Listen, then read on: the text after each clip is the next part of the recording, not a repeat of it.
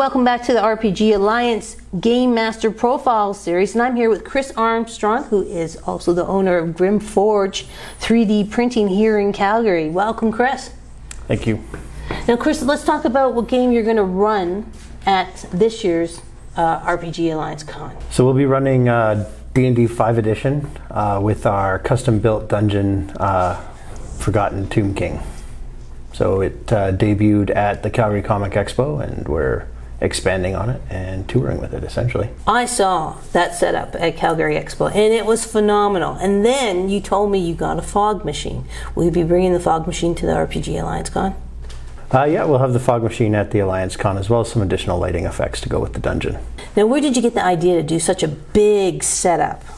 It was more of a personal challenge to see what we could do, how quickly we could do it, and it's also product R&D for selling kits. So what was the inspiration to set up such a huge 3D table dungeon to run players through? It was a challenge to us to see what we could produce, as well as an R&D project to figure out what we need to put together for kits for Dungeon Masters to buy. So they're not purchasing individual tiles. They can pick up a room or a small kit. I have to say, at the Calgary Expo, you were running 10, 11 players at once. It was phenomenal from a Dungeons & Dragons fan perspective. Do you find that's challenging, having that many players run?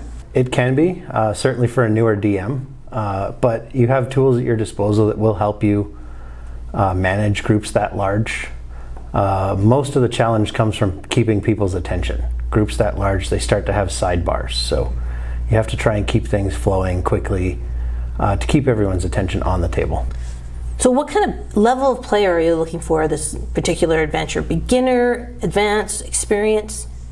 The dungeon's designed to give every player level an entertaining challenge. So we have pre-generated characters that we will help you run all the way up to bring whatever you want to play. There's puzzles, fighting, group work, it's all in there. Let's talk about Grym Forge. So how did you come up with this idea for a business? Is it just your passion for the hobby? Yeah, it started off as a passion for the hobby. I've been a dungeon master since I was 14, so I won't elaborate on that. But and then the 3D terrain has always been an issue. It's elevated from taco chips and bowls of salsa to what we can produce now, which is fairly realistic three-dimensional terrain. And it adds a missing dimension to a lot of those games. I know you folks do a lot of conventions. Is there anything special that you bring to a convention environment when you're bringing your material? Because you're going to be one of our vendors as well. So there'll be lots of products from you folks for people to pick up for their own gaming tables. So at the conventions, we tend more towards the smaller grab items that will add to any game. You don't need to use them in a full 3D setup. So it's small pieces of scatter terrain, loot chests, things like that. So they can add them to a Chessex mat, blank table, whatever they want. Up to, we do carry some tile kits at the conventions, as well as our modular buildings. One of the things I really love about your service, and I've partaked of it, is that I've gone to a site like Hero Forge, got the STL file, a custom-made character I made there, and you folks printed it out for me. Give us a little more idea about that kind of service so people can customize their characters. So we can print any digital file that you provide us. So whether that comes from Hero Forge or Desktop Hero 3D or even Thingiverse, we'll rent you the printer time to produce the models. We have two different types of printers, the FDM plastic, which prints our larger stuff like the big dungeon, as well as an SLA resin printer, which does ultra high level detail for miniatures and small compact items like that. Now, Chris, I see that I think it's every Tuesday night, you guys are at Hexagon Cafe here in Calgary and Kensington running Dungeons & Dragons adventures. How's that experience help you help encourage Dungeons & Dragons in the community? So the Hexagon has drop-in D&D Tuesdays and Wednesday nights. I DM there Tuesday nights.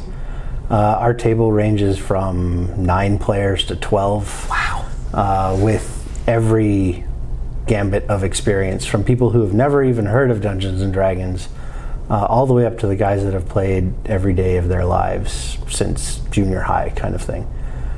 So it's a drop-in environment. We're pretty light on the rules. It's more to have fun, get people introduced into the hobby.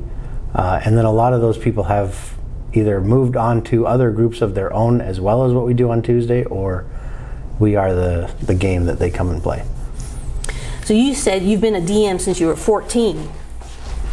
How have you seen this explosion with D&D 5th edition? It got a big hit with Stranger Things, of course. Yeah. Anytime anything comes back into mainstream media, it usually has a resurgence. So, kind of neat stuff there. But I've been with it since Advanced Dungeons and Dragons. So Old school. old school. I've seen just about every version. Well, Chris, thank you very much for coming for your GM profile. Chris is going to be at our RPG Alliance convention. He's running his ginormous D&D 3D model dungeon, both in the morning and afternoon program. So you can get tickets for the RPG Alliance convention October 20th at Dickens Pub from tabletopevents.com. Just look for RPG Alliance, and there you get a badge, and you basically get 2 games for 1 badge. Thanks so much for watching, and we'll see you at the con.